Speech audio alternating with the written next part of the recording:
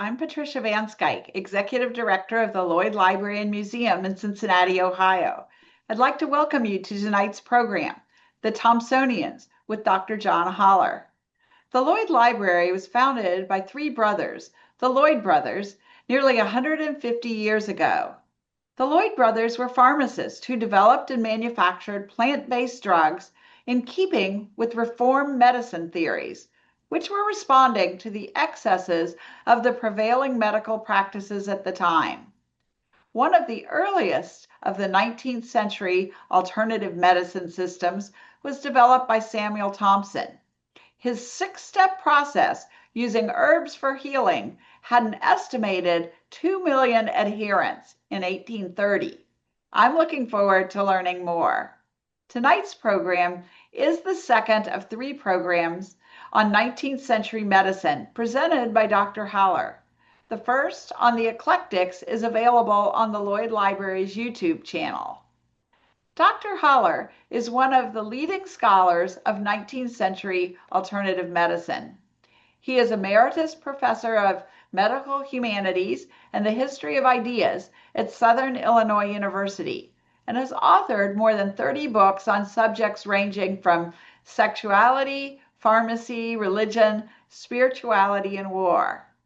John Haller has been a good friend of the Lloyd Library since first conducting research here in the 1990s. His books are a must-read, and we turn to them often as a reference tool. Please join me in welcoming Dr. John Haller. Thank you, Patricia, for your kind introduction, and thanks to all of you for joining me this evening. Before I introduce you to the Thomsonians, permit me to make two observations that should help you to understand why I believe Thomson holds such a special place in the history of American medicine. My first observation is that medicinal plants have been components in all systems of healing from her earliest times to the present. In my opinion, the only significant change occurred during the Age of Discovery in the 15th and 16th centuries. To the surprise of the explorers, they found flora that were wholly different from that of the Old World. I'm referring to plants like echinacea, tobacco, mayapple, witch hazel, golden seal, aconite, slippery elm, Jesuit's bark, and black cohosh, to mention only a few. This realization caused naturalists and theologians to ponder over its meaning. They eventually concluded that since God was all good, then he must have provided each region of the world with its own medicines. That meant there was no need to import expensive old world medicines. And so it took little convincing for the early colonists to look inward to their fields and forests for their medicines. They also learned to seek information from those Native American tribes living nearby. The question became, did these new discoveries make much difference in their healing practices? And the answer to that was no. You need to remember that this was the age of humoral pathology, meaning that disease was seen as a product of the imbalance of the humors or temperaments. Doctors in the New World did not change their method of cure because of these new medicines. Instead, native plants simply substituted for the more expensive Old World medicines. In other words, they simply became a new source for the puking, bleeding, purging, blistering, and sweating regimens that made up Western therapeutics. Let me give you a few examples. It was common practice among Old World doctors to prescribe tartar emetic or antimony for the purpose of assisting a woman in difficult labor by forcing her to vomit. The New World doctor simply substituted lobelia, a blue flowering plant common to many regions of the country. And why, you ask, did doctors choose to make women vomit? The theory behind it was that by causing the woman to vomit, it relaxed her muscles, thereby making it easier for the contractions to take place. Then again, along the frontier areas where sanitation was poor, intestinal worms was a chronic problem. Instead of purging the system with calomel, a mercury-based medicine, New World doctors substituted tobacco or mayapple. I happen to live on a street named Mayapple Lane. The woods behind my house are covered each spring with a long-stemmed plant. In another example, for those who needed a sedative, Old World doctors prescribed opium, whereas New World doctors substituted Jimson weed.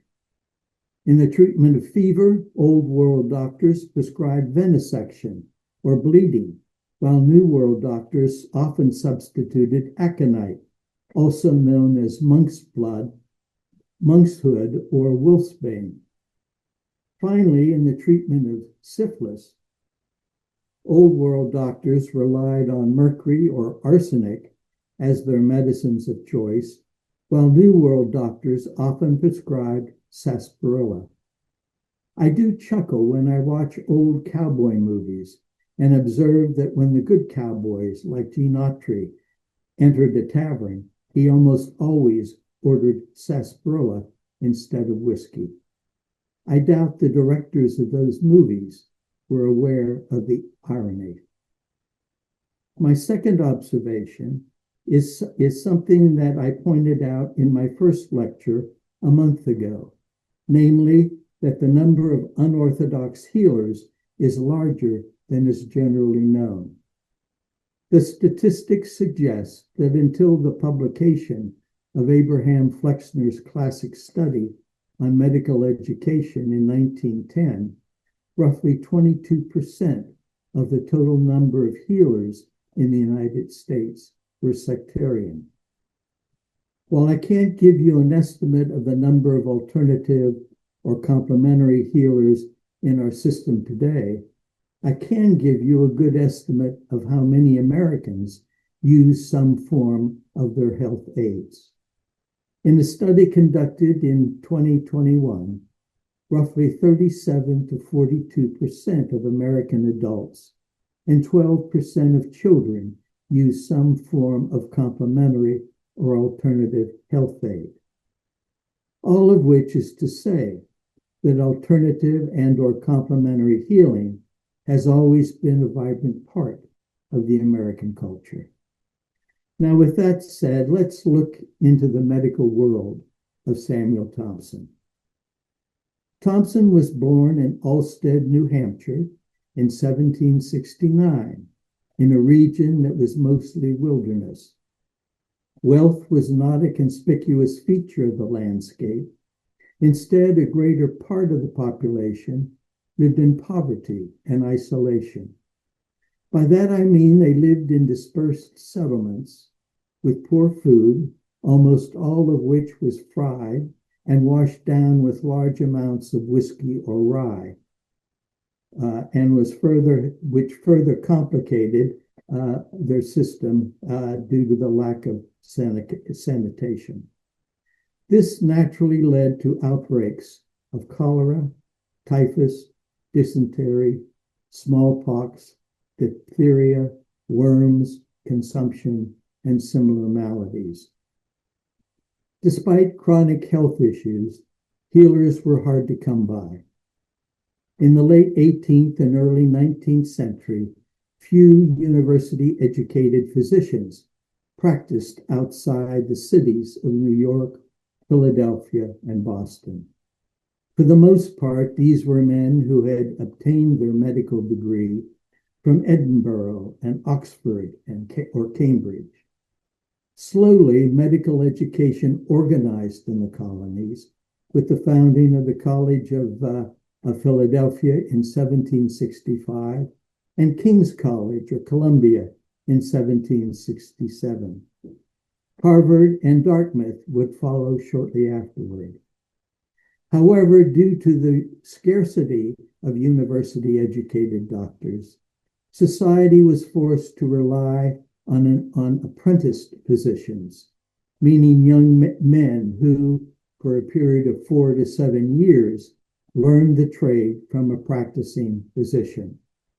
And once the physician was satisfied that his apprentice was adequately prepared, he sent the young man to be quizzed by a local medical society, which, if satisfied, certified the individual to practice medicine. But even with apprenticed regular doctors, their numbers were small, which meant that society had to rely on still other sources. For example, the Thomson family's medical needs were attended by the widow Benton, who practiced country medicine using roots and herbs. Benton was known as a domestic healer, and as such, she played an integral part of the American frontier. She, along with an assortment of root doctors, patent medicine vendors, Indian medicine men, bone setters, tooth pullers, and midwives, treated much of this frontier population. Even the traveling Methodist ministers were known to carry medicines in the saddlebags of their horses. The reputation of these various healers was not due to their education, since most had little, if any, but to their success. This resulted in their receiving the honorific title of doctor by their patients. Unlike the old world, Americans were very liberal with their use of the term doctor. Benton, who practiced country medicine, taught young Samuel the names and uses of plants as the two traveled the region. Learning the names and uses of these roots and herbs served as Thomson's education. It was also in his youth that Thomson discovered the lobelia plant, which he used as a prank on his friends. You see, Thomson knew that the lobelia caused the person to vomit and loved to dare his friends to try it. I suppose it was something like Ralphie's buddies did during in the Christmas story, when one of them challenged a classmate on a cold morning to stick his tongue on a metal pole. And when he reneged, he was met with the words, "I triple dog dare you." When Thomson was 16, the family apprenticed him to a root doctor named Fuller for the purpose of teaching him to become a local healer. But the family's financial difficulties forced him to forego his apprenticeship and return to the family farm. Soon after his return, Thomson married, and before long, his wife bore him some 8 children. In treating his family's health needs, using roots and herbs he had learned from Benton and Fuller, Thomson became an adept local healer. He also discovered the use of steam, which he used to create perspiration to throw off a disease. His success in maintaining the health of his family, as well as close friends and relatives, earned him the reputation as a respected local doctor. In 1805, at the age of 36, Thomson gave up farming and became what was known at the time as an itinerant healer. As such, he traveled a 200-mile circuit that took on average a month or more to complete. In the early years, his circuit took him through the small towns and villages of Vermont, Maine, New Hampshire, and Massachusetts. During his travels, he and other itinerant healers were treated with contempt by regular apprentice doctors whose territory they encroached on. Nevertheless, common folk accepted them into their homes without concern for their presumed lack of education. Thomson was not only a successful healer, he was also a good businessman, and he was constantly looking for opportunities that would give him an edge over his competition. To succeed, he decided that he needed three things. First, he needed a theory on the cause of disease. Second, he needed an explanation on just how his medicines work. And third, he needed a business system that guaranteed a steady income. As for his theories, it was not particularly unusual for the time. In explaining the cause of disease, he theorized that it originated from the loss of natural heat that food produced when it was digested in the body. Food supplied the fuel that sustained and nourished the body. It also kept the body warm. By contrast, if heat represented health, then cold represented the loss of body heat, and that in turn led to disease. So what caused this diminishing of heat in the body? His answer lay his theory was that there was a gray substance which he called cankers that covered the lining of the stomach and intestines.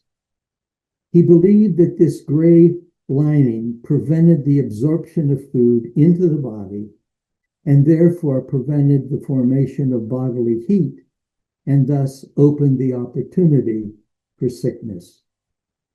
So what was his solution? Well, it was simple. Remove the obstruction, restore the digestion, which then restores the heat, and that produces and sustains good health. So now the question became one of methodology. To remove the cankers and restore the body's heat, Thomson developed a 6-step course of healing. His initial choice of medicines consisted of 6 botanicals, which he eventually expanded into 70, and that was the extent of his pharmacopoeia. His number 1 herb, which he called nature's friend, was none other than the emetic herb lobelia, which, as I mentioned earlier, he discovered as a young boy and used it as a prank on his friends to cause them to vomit. Now he used lobelia in the form of a powder or tincture to empty the stomach and cause the patient to vomit. The vomiting, particularly if it was harsh, was thought to remove the slimy gray canker that covered the stomach's lining. Once the canker was removed, he then used his number 2 medicine, and this consisted of the stimulant cayenne pepper, which he used to bring back the heat in the stomach. Later substitutes for cayenne included black pepper, ginger, mustard, and horseradish. Now that the stomach was clear of the canker, he employed his number 3 medicine to clear the intestines of its canker. And he accomplished this by employing a clyster, an instrument which looked like an oversized syringe, and which he used for the purpose of giving an enema. He did this by filling the clyster with a choice of bayberry bark, white pond lily, hemlock, marsh rosemary, sumac, witch hazel, squaw weed, or leaves of red raspberry. Once the intestines were free from the canker, he then used his number 4, which consisted of a choice of bitters, to restore the debilitated intestines to their proper function. He did this by using a choice of balmony, poplar bark, bark of arberry, bitterroot, golden seal, or yellow gentian. Next came his number 5, which consisted of a restorative tonic to strengthen the stomach and bowels. He did this by using the meat in a peach or cherry stone, which he mixed with sugar and brandy. And finally, he administered his number 6, which consisted of myrrh and cayenne pepper, which he prepared in brandy to promote natural heat. Compared with regular medicine, Thomson's course of cure was time-consuming, sometimes extending a week or more if there was no apparent change in the patient's condition. I think we can all agree this was not a particularly pleasant regimen for the patient. Surprisingly, however, the methodology was less debilitating to the body. Patients recovered more quickly from the 6-step method than from the regular doctor's regimen of tartar emetic, mercury, arsenic, and opium, which, if prescribed for too long, sometimes left debilitating effects on the body. For example, too much calomel sometimes caused a necrosis of the jaw, forcing the patient to break through his front teeth to allow for the insertion of a straw so that the patient could take in food and water. Looking at Thomson's theory and method, nothing particularly stands out as especially creative. However, all that would change with the introduction of Thomson's business approach to healing. Here we find his true genius. As an itinerant healer, Thomson felt vulnerable to the whims of patients who, when sick, were anxious for his healing hand, but when cured, were not anxious to pay their bills. And when they did pay their bills, it was usually in kind. As an itinerant healer, moving from village to village in a society lacking in currency, typical payments for his services consisted of vegetables, fruit, nuts, grain, goats, chicken, geese, and the like. This meant he had to drive a large wagon from town to town to carry the many forms of payment he received for his services. His hope, of course, was to sell off as much as he could for cash before returning home. Tired of this troublesome situation, Thomson devised a plan that would secure him payment not after, but in advance of a patient's sickness. His method went something like this. Before entering a town or village, he would send out broadsheets announcing his presence and his claims. On his revival, he would visit the inns and public houses where he introduced himself and his system to curious audiences.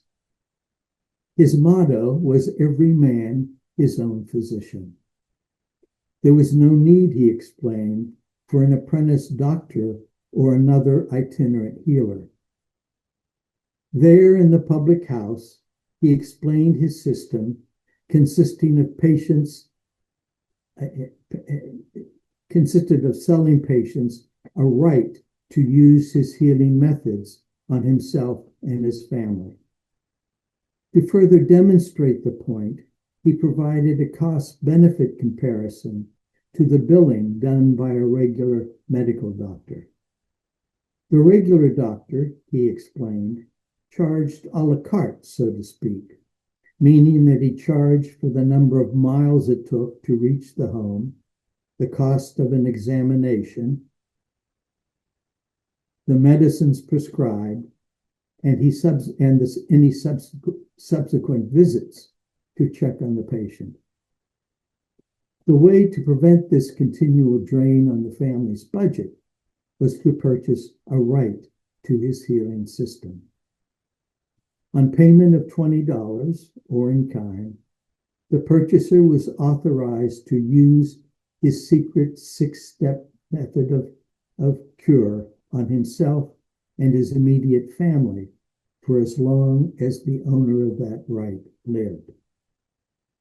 Obviously, this proved much cheaper than relying on an apprentice doctor. Thomson promised a full explanation of his 6-step treatment, but only upon purchase of the right. For those who did purchase a right, he then spent hours giving them personal instruction as to its use. Included in the purchase price were several packages of his number 1 through 6 and a pamphlet of instructions. He also gave the purchaser a poem that explained his system and methodology and urged the purchaser to memorize it. The poem was in the form of a mnemonic, a device for remembering his instructions. How many of you have learned a mnemonic poem? Here is one I think everybody knows. 30 days has September, April, June, and November. All the rest have 31, save February at 28. But leap year coming once in 4, February then has 1 day more.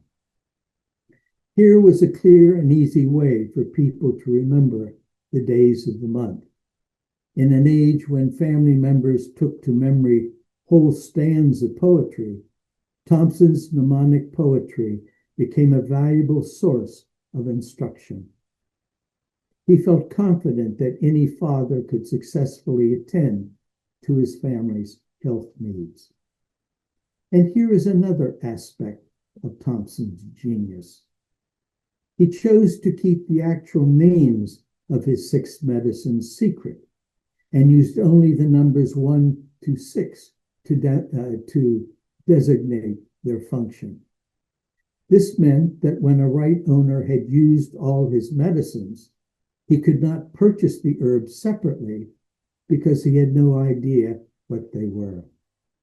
Instead, he could only replenish them by ordering the numbers 1 through 6 from Thomson.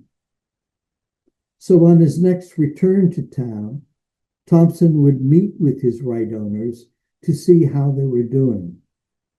This included praising them for taking charge of their own health and that of their families, but it also included selling them additional packets of his 6 medicines.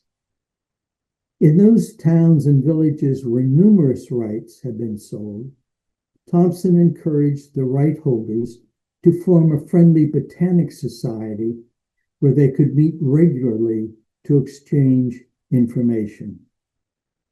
He also encouraged the societies to appoint an agent to represent them.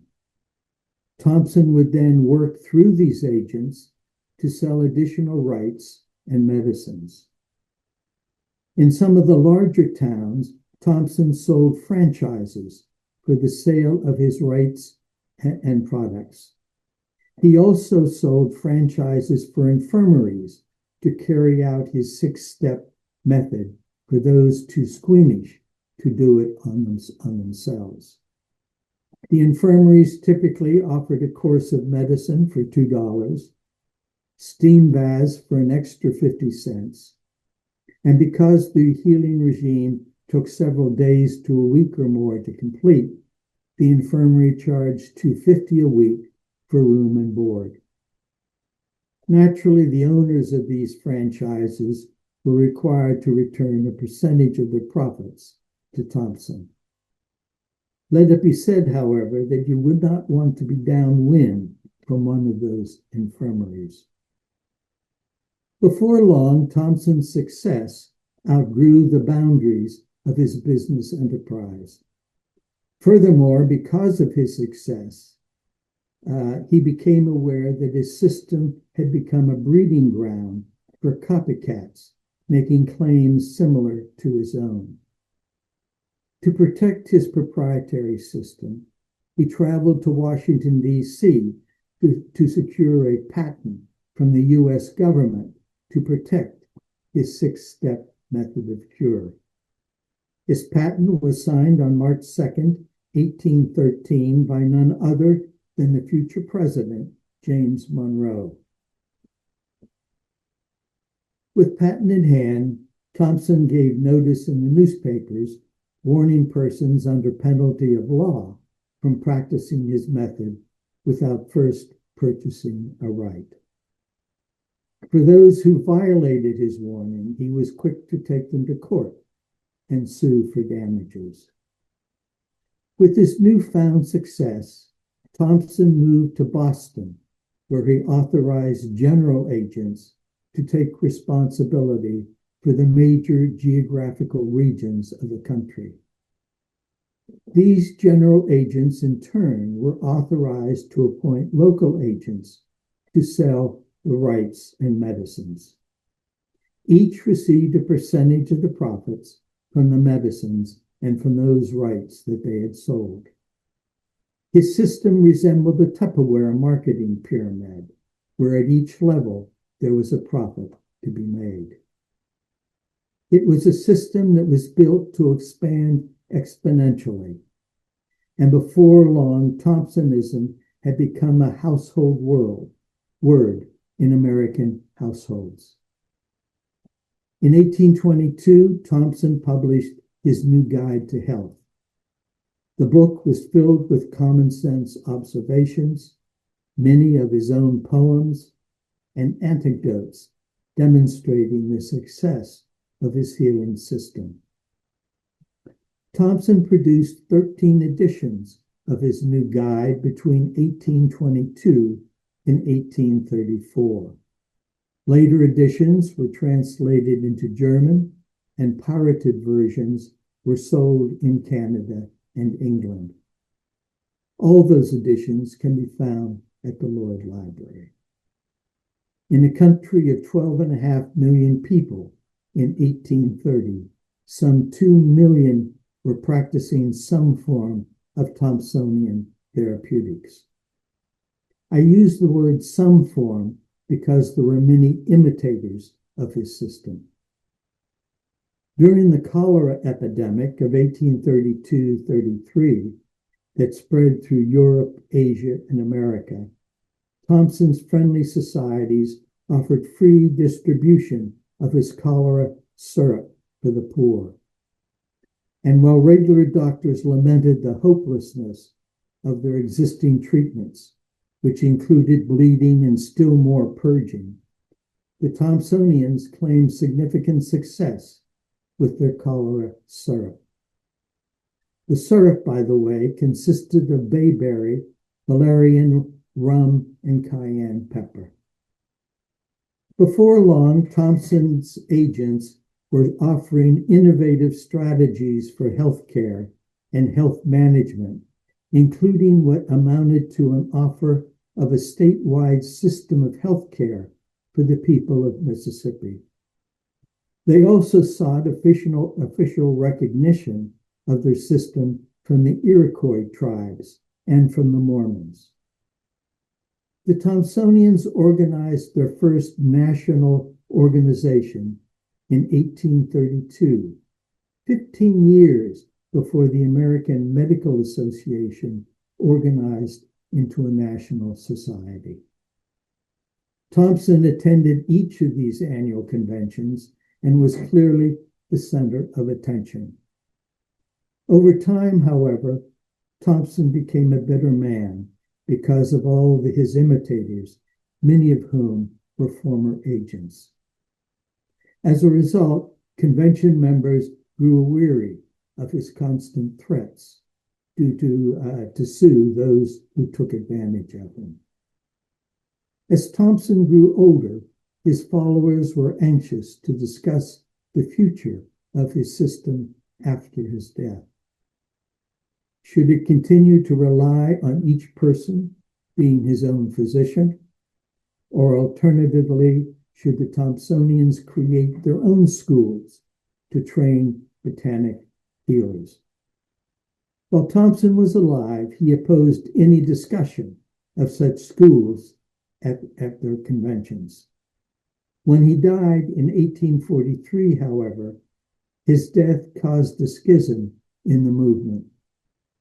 The strict Thomsonians insisted on continuing with the sale of rights by authorized agents.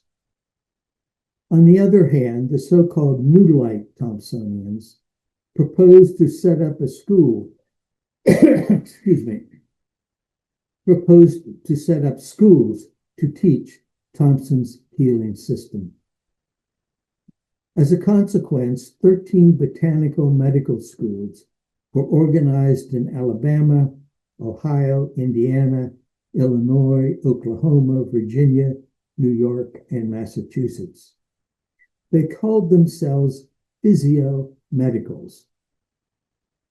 By 1900, approximately 1,500 physiomedical doctors were practicing in the United States. Eventually, a total of 86 journals formed around this vegetable system. Unfortunately, the lifespan of the medical colleges was short-lived following the visit of Abraham Flexner to all those colleges during 1908 and 1909. By 1911, just a year after the publication of Flexner's medical education in the United States and Canada, all 13 physiomedical schools were forced to close. So ends my lecture, and I will take any questions that you have. Thank you, John. That was really fascinating. I have a couple of questions, and we may have some from our audience as well. One of the questions that I have, I was really fascinated about you talking about Thomson patenting his practice, his 6-step method. And that kind of took me by surprise. I'm familiar with, of course, drugs being patented and medical equipment being patented. But was it common to patent like practices? And does that happen today as well? Well, that's an interesting question. The answer is no. That was a one-off. I don't know of any other patents for methods of therapeutic methods other than Thomson's. Thank you. So Ruth has asked, his system, oops, let me get it up here. His system sounds a lot like Ayurveda, which you could probably know it as Indian medicine. Could he have possibly known about that? Could have, but I doubt it. I doubt it. Thomson, he just operated in a small geographic area, and although he claimed to be illiterate, we know that not to be true because he wrote a book and he also wrote a lot of poetry, much of it which was in his books. But no, I don't think he was aware of that. So we have a question from Bill, which ties into a question that I had. So I'll put them both together. Given his success and the number of people that practiced and the practitioners, would make me wonder, did his method work? And Bill asks specifically, do you know of anyone who has tried the 6-step treatment method and if it worked? Well, I think you have to compare it to what was practiced at the time. And when you think of the pathological, the theory that was then in existence and the horrendous treatment, that heroic therapeutics that normal physicians, practicing physicians, carried out on their patients, anything less than that had to have been better. And as I said too, the long-term impact of their medicines, it didn't last long. It was uncomfortable when you took it, but it didn't last long. Whereas opium addiction and mercury poisoning and all of those sorts of things were happened enough to know that there was a problem there. So Mark wants to know, did his patents include specific botanicals? It would have been the 6 botanicals that he had originally started with. But to my knowledge, I have seen that patent. No, I'm sorry. He would not have named the botanicals in his patents. It was just his numbers 1 through 6. Pretty sure of that. Because if he had put that in his patent, then others would have picked up on it and borrowed it. Now I know that the Shakers sold a lot of Thomson's. The Shakers sold to Thomson's a lot of those medicines, and so the Shakers learned quickly what those 6 botanicals were, and began to compete with Thomson, which of course was another reason for Thomson taking them to court along with a lot of others. So Ruth wants to know, how did he get his plants for his steps? I'm sorry, say that again. How did he get his plants for his steps, or what was his source, I guess, for the plants? Oh, well, that's what my point. He purchased a lot of them from the Shaker communities, which were known for producing a lot of botanical medicines in their day. And then Mark comments, from what I hear you say, his success was based on less toxicity compared to the comfortable treatments. And he's asking, is that correct? Correct, yes. Uncomfortable for a time, for when they took it, but the aftermath, they recovered from it a lot faster. So one of the things you were talking about, all of the physio medical schools that closed after the Flexner report. Are there any remnants of physio medical, beliefs, practices that are with us today, that can sort of be direct relation from that, or did all of the practices that accompany that essentially go away as well? I think Flexner took care of that. The physios died a very quick death after his visits.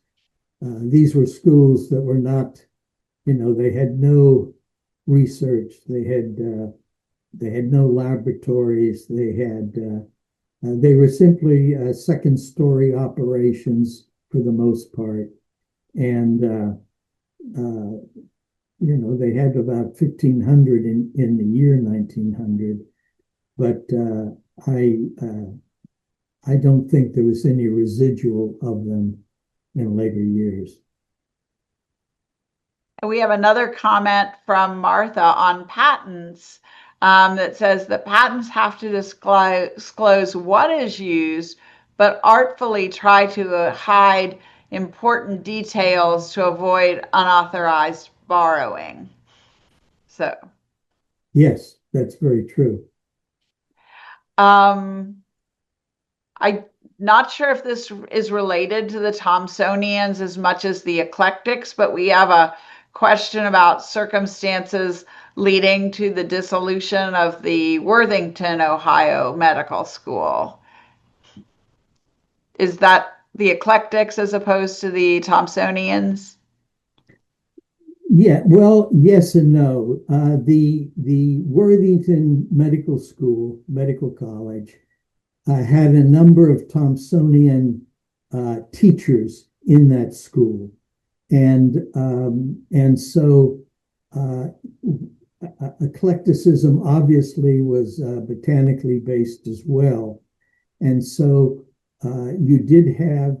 I do remember among the early faculty at Worthington, there were a few teachers who were tied to the Thomsonians. And so Amelia has asked, how did Thomson understand the inner workings of the stomachs, intestines, digestion, etc.? Did Benton teach him? Was he ever exposed to cadavers? I don't believe he was ever exposed to cadavers. I think he did read, and he probably had read some anatomy books. But it's a good question, and I don't have the exact answer to you, but I would suggest that he wasn't illiterate, and he probably did draw those ideas from reading some anatomy books. Well, Dr. Haller, I'd like to thank you so much for joining us tonight, and also to the audience for not only joining us, but for these excellent questions. And also you're being willing and able on the spot to take some of these, because I think some of them were some stumpers. I have a lot of They were good questions. They were good questions. And lots of folks in the audience are commenting on your excellent lecture, and thank you. And to the audience, I'd like to share that programs like these are supported by members of the Lloyd Library. If you're a member, thank you. If you're not, we invite you to join, and you can do this through our website at lloydlibrary.org. We hope to see you again soon. Thanks.